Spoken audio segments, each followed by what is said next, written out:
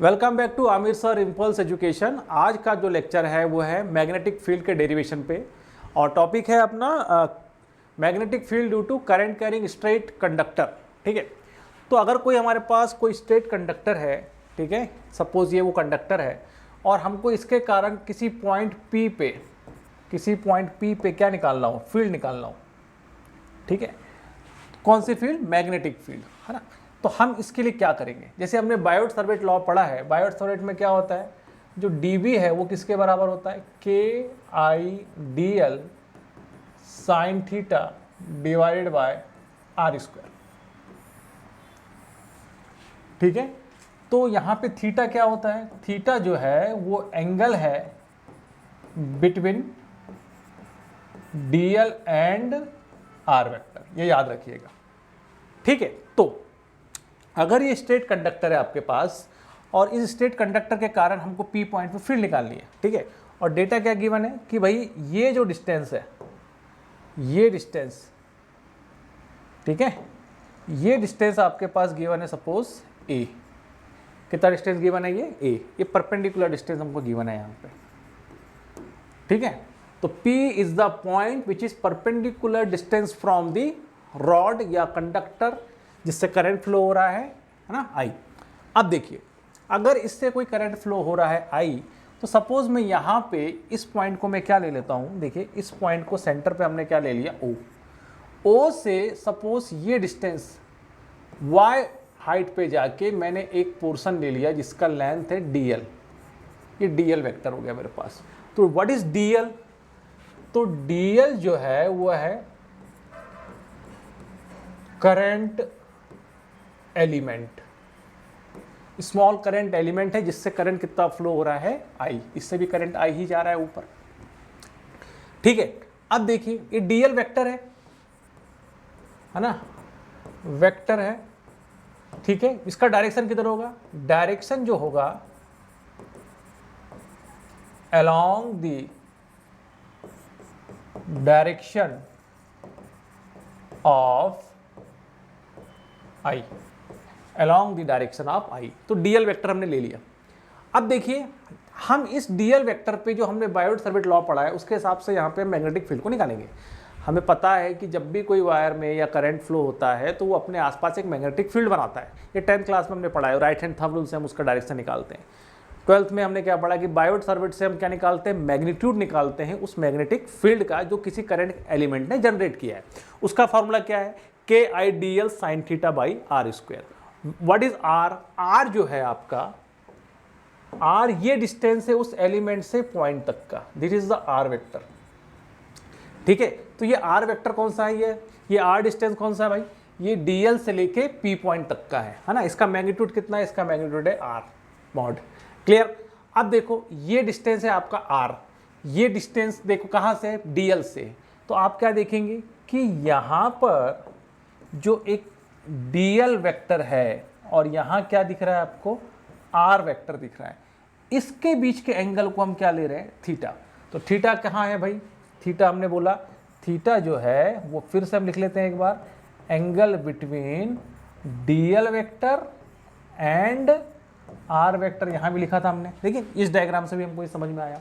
तो ये sine theta यहाँ पे हम इसलिए लिखा हुआ है ना कि फॉर्मूले में हमको थीटा की जरूरत है, इसलिए हमने वो थीटा यहाँ पे पहले निकाल लिया है।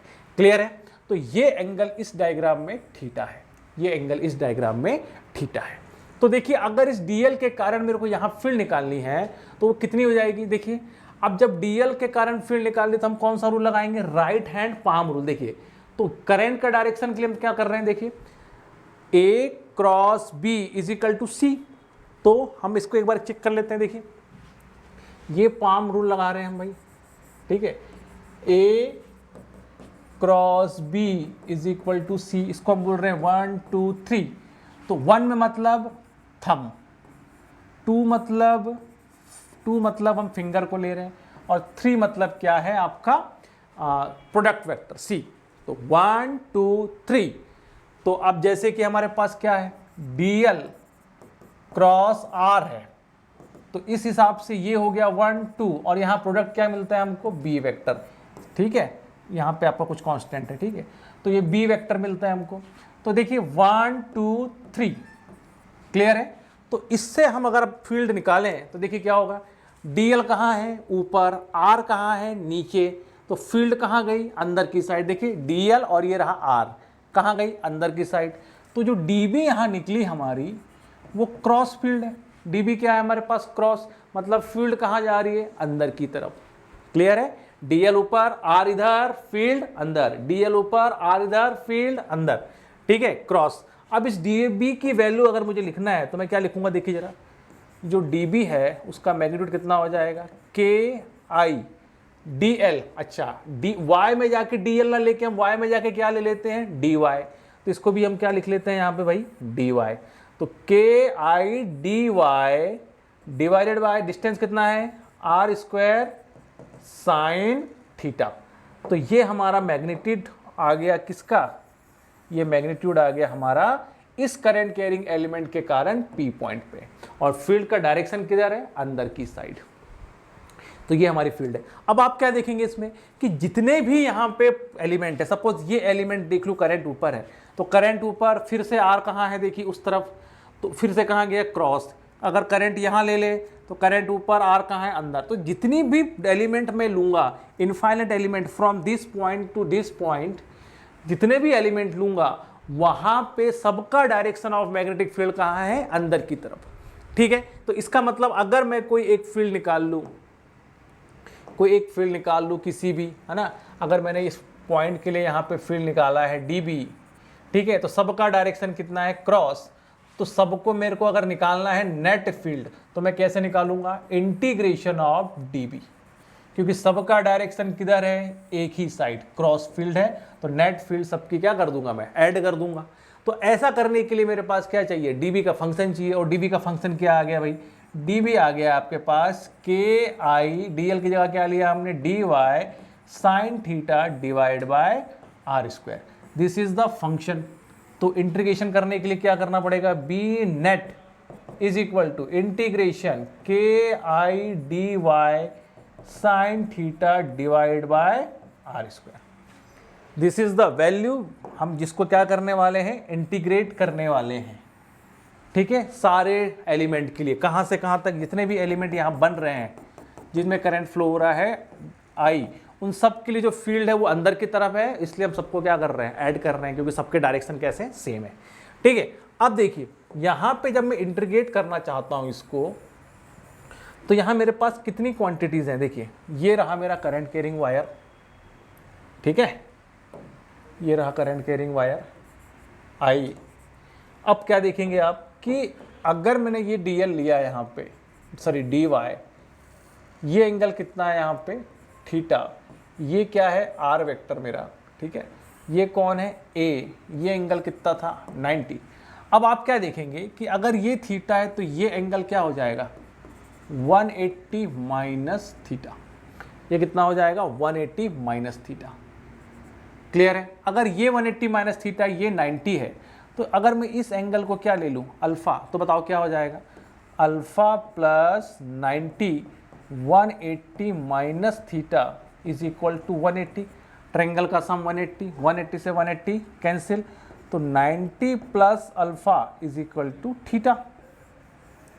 ठीक है, थीटा की वैल्यू कितनी आ गई, 90 प्लस अल्फ़ा। क्लियर है, 90 प्लस अल्फ़ा, ये हमारे पास थीटा की वैल्यू आ गई। क्लियर है? अब देखिए, अगर हमने देखा कि ये वैल्यू कितनी है, देखिए यहाँ से हम किस पॉइंट पे गए हैं, 0 से लेके y हाइट पे हमने dy लिया, तो अगर y बढ़ेगा तो देखिए ये r भी बढ़ेगा और ये एंगल भी बढ़ेगा। मतलब इस क्वांटिटी में हमारे पास ये अल्फ़ा वेरिएबल है, अल्फ़ा किस पे डिपेंडेंट है, अल्फ़ा डिपेंडेंट है किस पे, थीटा पे, तो थीटा भी चेंज होगा, y चेंज हो रहा है, r चेंज हो रहा है, अल्फ़ा चेंज हो रहा है, थीटा भी चेंज हो रहा है। तो इस पूरी क्वांटिटी में y, थीटा और r सब कैसे हैं, वेरिएबल है। तो इनको अगर मुझे इंटीग्रेट करना है तो मुझे ये सारे के सारे y, थीटा और r एक ही फंक्शन में चाहिए, एक ही फंक्शन चाहिए मुझे। तो मैं क्या करूँगा, इसको कन्वर्ट करना स्टार्ट करूँगा। तो देखिए मेरे पास जो इंटीग्रेशन है b, वो क्या है, ki बाहर dy sine theta divide by r square. अब आप ये ट्रायंगल को देखिए, ये एंगल कितना है, अल्फ़ा, ये कितना था, 180 माइनस थीटा, और थीटा कितना आया मेरे पास 90 प्लस अल्फा। एक चीज़ को पकड़ के रखेंगे, ठीक है। दूसरा क्या है, ये y है, ये a है, ये r है, तो मैं r को किसके फॉर्म में लेके आता हूँ, r को भी एंगल के फॉर्म में मैं लेके आता हूँ, ठीक है। तो देखिए क्या हो जाएगा, y by a is equal to कितना होगा, tan अल्फा। तो y इज इक्वल टू क्या हो जाएगा, tan अल्फा। तो देखिए हमको y चाहिए कि dy चाहिए, हमको dy चाहिए, तो हम डिफ्रेंशिएट कर देंगे, dy पावर कितनी है 1 इज इक्वल टू a बाहर d by dy tan alpha. तो देखिए यहाँ कितना बचेगा 1, यहाँ कितना है a, ये कितना tan अल्फा कितना हो जाएगा sec स्क्वायर अल्फा। अब अल्फा भी y का फंक्शन है, इसलिए हम इसको क्या लिख सकते हैं, d अल्फा बाय dy। तो अगेन हम क्या लिख देंगे इसको, dy, ये dy को इधर भेज दिया मैंने, तो dy is equal to a sec square alpha d alpha. तो ये दूसरी वैल्यू भी चेंज हो गई हमारे पास, ठीक है, ये दूसरी वैल्यू चेंज हो गई हमारे पास, क्लियर। तो अब हमारे पास dy की वैल्यू भी अल्फा के फॉर्म में आ गई, थीटा भी अल्फा के फॉर्म में आ गया, ठीक है। अब क्या कर रहे हैं देखिए जरा, अब हमको चेंज करना है r, क्योंकि फंक्शन में r भी है हमारे पास। तो देखिए r बाई a को मैं क्या लिख सकता हूँ, sec अल्फा। तो r square is equal to कितना हो जाएगा, a square sec square alpha. ये वैल्यू मेरे पास आ गई। ये वैल्यू कौन सी है, तीसरे नंबर की वैल्यू है। अब देखिए इन सारी वैल्यूज को मैं यहाँ पुट करना स्टार्ट करूंगा, देखिए क्या हो जाएगा, K I by A integration D Y का वैल्यू क्या है, देखिए डी वाई का वैल्यू क्या है, A sec square alpha D alpha बराबर साइन थीटा। तो साइन थीटा की वैल्यू कितनी है 90 प्लस अल्फा, तो 90 प्लस अल्फा बराबर नीचे आर का वैल्यू कितना है, आर स्क्वायर, ये ए कहाँ से लिखा पढ़ने, ठीक है, ये कुछ नहीं भाई, ठीक है। आर स्क्वायर क्या है, आर स्क्वायर कहाँ से लिखा पढ़ने, देखिए ये कितना हो जाएगा, ए स्क्वायर सेक स्क्वायर अल्फा। तो सेक स्क्वायर अल्फा से सेक स्क्वायर अल्फा क्या हो गया, कैंसिल, ये काट दिया हमने, एक ए से एक उड़ा दिया हमने यहाँ पे। तो क्या बचा देखिए जरा, यहाँ पे फाइनल जो हमारे पास टर्म बची जिसको हमको इंटीग्रेट करना है वो क्या है, के आई, ये ए बाहर आ गया, इंटीग्रेशन यहाँ क्या बचा, ऊपर कुछ नहीं, कितना साइन 90 प्लस थीटा और ये sorry 90 plus alpha D alpha, 90 plus alpha D alpha, यही बचा है हमारे पास। तो नेट फील्ड जब हमको इंटीग्रेट करनी है उसका फंक्शन क्या बचा हमारे पास, K I by A sine 90 plus alpha D alpha. अब ये फंक्शन इंटीग्रेट हो सकता है, देखो ऑपरेटर डी अल्फा है और यहाँ पे फंक्शन भी क्या है, अल्फा के फॉर्म में, सिंगल फंक्शन आ गया, ठीक है। तो अब देखिए हमारे पास जो डायग्राम था, ठीक है, हमारे पास जो वैल्यू थी जिसमें हम ये रखा हुआ है, तो जो अगर हमारा जो सबसे छोटा एलिमेंट हम स्टार्ट करें, देखिए सबसे छोटा एलिमेंट जो स्टार्ट करें वो कहाँ है, नीचे। तो इस समय जो एक्सट्रीम एंगल बन रहा है टॉप में, बिल्कुल बॉटम में, सॉरी बॉटम में, उसको अपन क्या ले रहे हैं, अल्फा 1। और जो एक्सट्रीम एंगल बनेगा ऊपर, इसको हम क्या ले रहे हैं, अल्फा 2। तो देखिए ये निगेटिव सेंस में है और ये कौन सा सेंस में, पॉजिटिव। एंगल का ये निगेटिव पोर्शन है और ये पॉजिटिव। तो इसको हम ले लेंगे माइनस अल्फा 1 से कहाँ तक, पॉजिटिव अल्फा 2 से। जो परपेंडिकुलर लाइन है उसके ऊपर अल्फा 2 और उसके नीचे अल्फा 1। तो इस तरीके से हम इसको इंटीग्रेट करेंगे। तो पहला जो एलिमेंट है वो कहाँ पे है, अल्फा 1 माइनस, और आखिरी कहाँ है, अल्फा 2 प्लस। नीचे गए तो माइनस में एंगल, ऊपर गए तो प्लस में एंगल। अब देखिए sine 90 plus alpha, sine 90 plus alpha क्या होगा भाई, साइन 90 प्लस अल्फा को आप देख लीजिए, मान लीजिए, देखिए ये हमारे पास, अगर आपको वैल्यू याद नहीं है तो ठीक है, ये 90 है, क्लियर है। अब देखो अगर ये एंगल 30 डिग्री है और इधर भी एंगल 30 डिग्री है, ठीक है, बात समझ में आ रही है। तो देखिए 30 डिग्री पे जो वैल्यू है वो कितनी है, वो है आपकी 60 के बराबर, और इधर कौन सी वैल्यू है 20। तो 90 प्लस 30 है 120 और वो 60 के बराबर है, लेकिन यही वैल्यू cos 30 के बराबर है, ठीक है। इसका मतलब अगर मुझे ये वैल्यू याद करना है कि साइन 90 प्लस अल्फा कितना है, तो इसको मैं क्या लिखूंगा डायरेक्टली, कॉस अल्फा। क्या लिखूंगा, कॉस अल्फा। क्यों, क्योंकि जो कॉस 120 की वैल्यू है cos 60 के बराबर है, और 120 90 प्लस 30 है, इसका मतलब वो वैल्यू किसके बराबर है, cos 30 के बराबर, इसलिए मैं 90 प्लस अल्फा को क्या लिख सकता हूँ, cos अल्फा। तो अब देखिए इसको मेरे को इंटीग्रेट करना है -α1 से α2 तक d alpha is equal to b, और यहाँ पे क्या है ki/a। तो इंटीग्रेट करके क्या हो जाएगा ki/a, cos का क्या हो गया आपका sin अल्फा -α1 से +α2, तो कितना हो गया ki/अल्फा sin α2 माइनस साइन -α1। और हमें पता है कि साइन माइनस थीटा क्या होता है, माइनस साइन थीटा।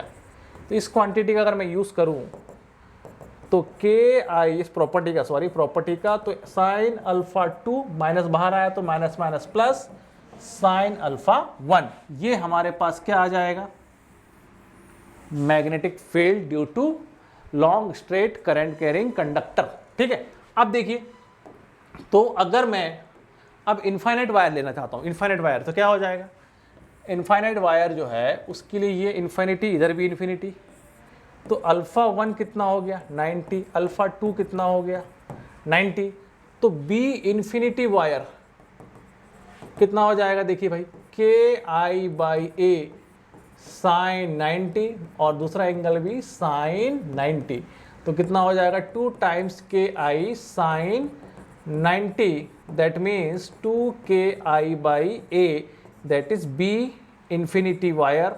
और अगर करंट ऊपर है तो फील्ड का डायरेक्शन क्या हो जाएगा, क्रॉस, और अगर करंट नीचे है तो फील्ड का डायरेक्शन क्या हो जाएगा, डॉट। करंट ऐसा गया, करंट ऐसा, फील्ड इधर है तो कहाँ आ गया, ये डॉट आ गया भाई।